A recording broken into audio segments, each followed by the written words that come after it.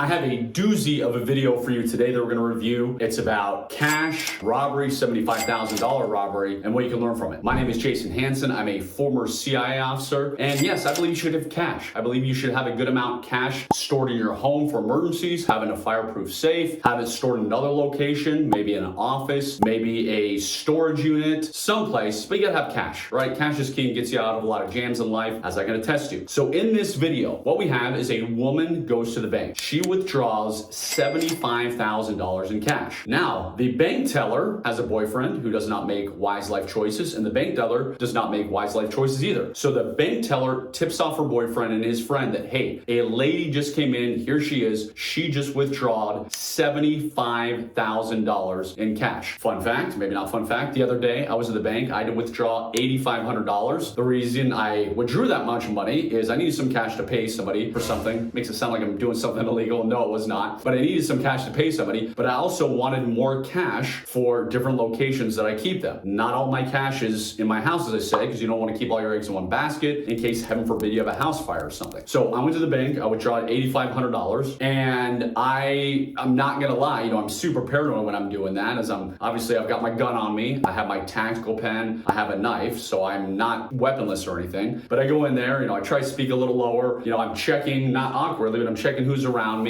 As I'm leaving, I go to the side and pretend to look at the money as I'm seeing if anybody's paying way too much attention to me, anybody's scanning me. As I start walking out of the parking lot again, I'm very clear. My phone, of course, is not in my hand. My hands are completely free. There's nothing in my hands whatsoever, which is a big thing. If you are walking out of somewhere and you've just taken a lot of cash out of the bank, don't walk out with the cash in your hand. Don't have a cell phone in one hand, because if you need to fight back, you don't want stuff in your hands. So I looked around, I'm checking around, I go to my car. When I'm driving home, I do a surveillance detection route, which is a fancy way of saying I don't drive straight home. I take some random turns to see if anybody's following me. And that day, I took out $8,500 in cash from the bank. Nobody was following me. All was well, made it home, no incidents. However, in this incident we're talking about today in this video, the woman who withdrew the $75K, she gets back to the place of business. She's walking in, and you see this car here pull up, and the driver stays there. He's obviously the getaway driver, and you see the man walk up here, and he tries to grab the bag that contained the $75,000 in cash. Woman hangs on to it. The guy, as you can see, he starts dragging her. She's screaming. The husband hears her and he runs out. Now, he tries to obviously help his wife. He's fighting back, but guys, this is where you got to know self-defense skills, and it's not that hard to learn. It is very simple, because this could have been stopped very quickly had they had even the most, 30 minutes of self-defense training or whatever. Very quick amount of self-defense training. Remember, everybody is vulnerable in certain places. Their eyes, their throat, their face. So this guy is trying to grab the bag. The woman, it goes on for a very, very long time. The driver's just sitting there. He's ready to get out of there, rock and roll. He eventually backs up, as you can see, and he horribly runs over this woman. And then they're moving again. Even though there are two men here, if you know what you're doing self-defense wise, if you take aggressive action, I promise you, you can easily take out two men. I know many people watching this are like, no, I couldn't do that. I'm older, or I'm out of shape, or I'm whatever. I'm a woman. None of that matters if you know how to strike and where to strike. So please remember, anybody can do this. I've trained thousands of people in self-defense from 16 years old to 83 years old, and they all can do the simple moves, because simple moves they have to be. So in this instance, the woman, she's holding onto this bag. She obviously doesn't want to lose $75,000, which is a tremendous amount of money. So she's not able to fight back that much because she's being dragged around. But that husband, he could have come up and he could have struck the intruder. Again, a punch to the throat solves a lot of problems. He could have done self-defense, all that. However, what is the option you want to go to? Because I realize maybe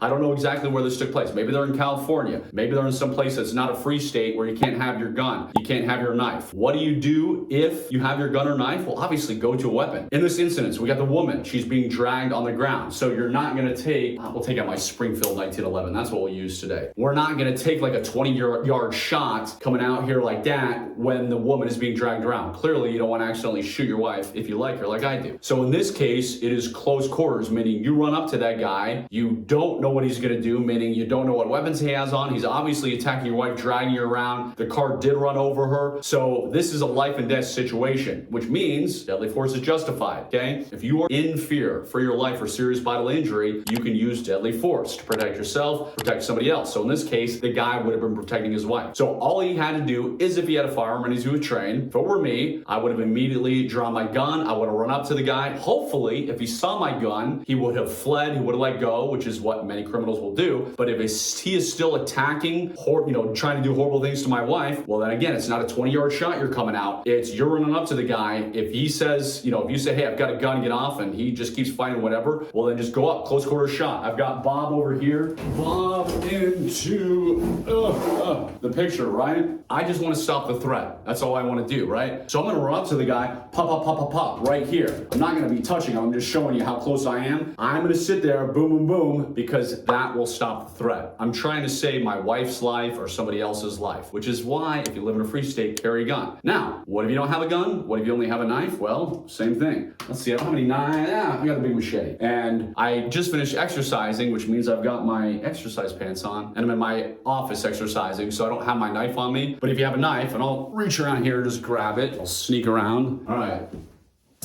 First knife I saw, great little knife, still very deadly. Well, again, all I've got is my knife. I'm coming up. I want to stop this guy threat. Well, we have the carotid artery right here, so I can make sure you can see this. I can go in here, nick it out, and come here. You could just go forehand, backhand, very heavy. What do you want to do? But when people see their own blood, when people see that you're serious, they become very, very unmotivated to continue doing the horrible thing they're doing. Ideally, I would want a gun because I want to run up. I want to, pop off some rounds very quickly. But if all you have is a knife, still use it. You can still do big slashes if you don't know anything else. You can come and again, nick out here in the carotid artery, but do something. This ended horribly where the woman was in critical condition because the car drove off. They also got the money and drove off with a $75K. The husband, he only had minor injuries. Make sure you pay attention to your surroundings. Make sure you are not followed home if you take large sums of money out of a place, which is what I did. Most people, as you and I both know, are oblivious these days, and it amazes